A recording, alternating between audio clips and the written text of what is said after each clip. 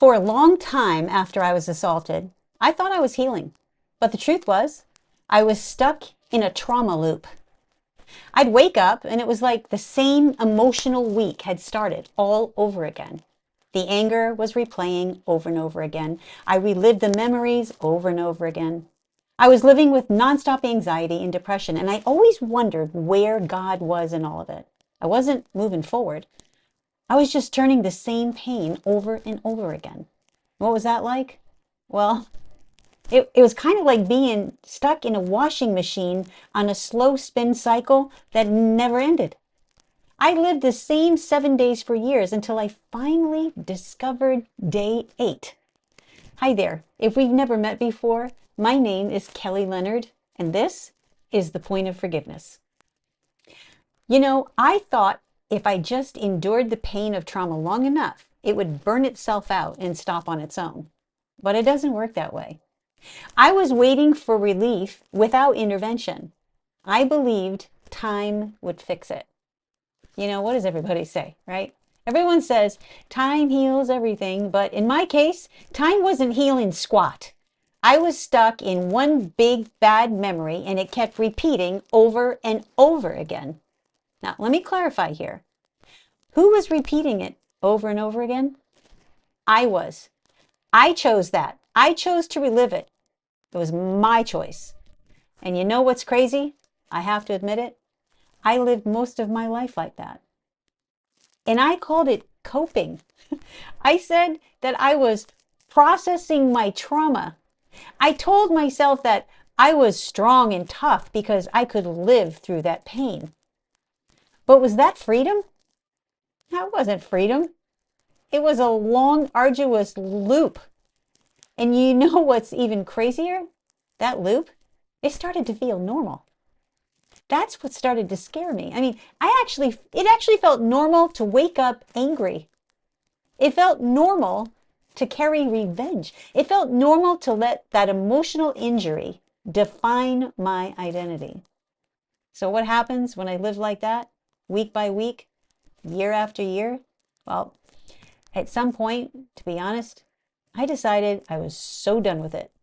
I didn't want to live those 7 days over and over again on repeat for the rest of my life. I didn't want anger to become my identity.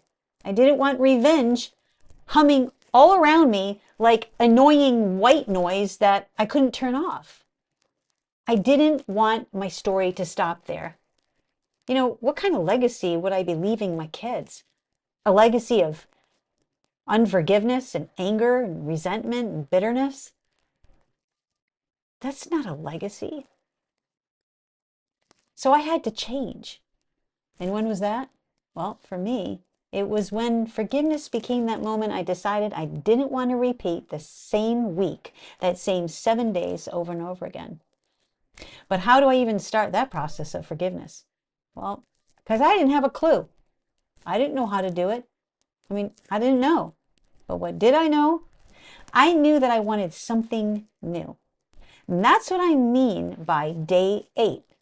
Now, it's not a literal day, but day 8 was a decision. So let me explain. In scripture, 7 often represents completion, like a full cycle. So, and where is 7 in the Bible? Well, Pharaoh, king of Egypt, he experienced 7 years of abundance, which is great, followed by 7 years of famine, which is, not so great. The Israelites endured 7 years of oppression under Midian.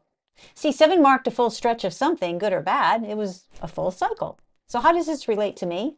Well, like I said, I was living the same 7 days emotionally over and over again and again. So that was my complete cycle on repeat. I needed a day 8. And what's a day 8? A day 8 is a new beginning, a new start. Day 8 was my way of saying, I want something beyond this. So what did I do? I started praying something very simple, like, God, I don't know how to get there, but I want it. I want a new beginning. I want a new identity. I want you to define me more than my past trauma does. And what happened immediately after I prayed? Nothing. Nothing at all. Nothing dramatic happened that day. There was no lightning bolt that came out from the sky. There was no instant calm that just washed over me. But did things start to change over time? Yes. I began to stop defending my anger. And I began to stop justifying my bitterness. And I stopped protecting my wounds like it was part of my anatomy. Instead, I read the word, I continued to pray, and I stayed open and listened for God's voice. And I kept bringing him my anger. I kept handing him the resistance, and I kept offering him my fear. I slowly accepted what he had to offer, his love and forgiveness. And then slowly over time, quietly, the cycle of that trauma loop began to loosen. And over time, you know what else happened? Well, I stopped waking up into the same emotional week. Did I still have memories of my past? Absolutely. You can't forget that. I still had memories. They were there. But the difference was that the memories weren't running me anymore. I still had feelings too, but they weren't defining me. I wasn't in denial, and I wasn't pretending either, because this was real, legitimate change from the inside out. So where am I now? I'm not living in repeated days of 1 through 7 anymore. I'm living in something new. And I didn't manufacture it, and I didn't force it. And what did I do? I asked God for it. And then I stayed open. And in God's timing, day 8 finally came. And what do I call day 8? I call it the point of forgiveness.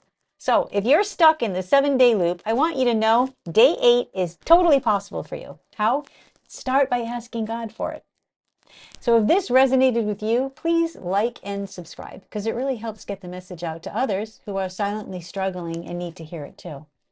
And if you're comfortable, leave a comment below, because I'd love to hear your story. Thanks for watching, and I'll see you in the next one. Bye.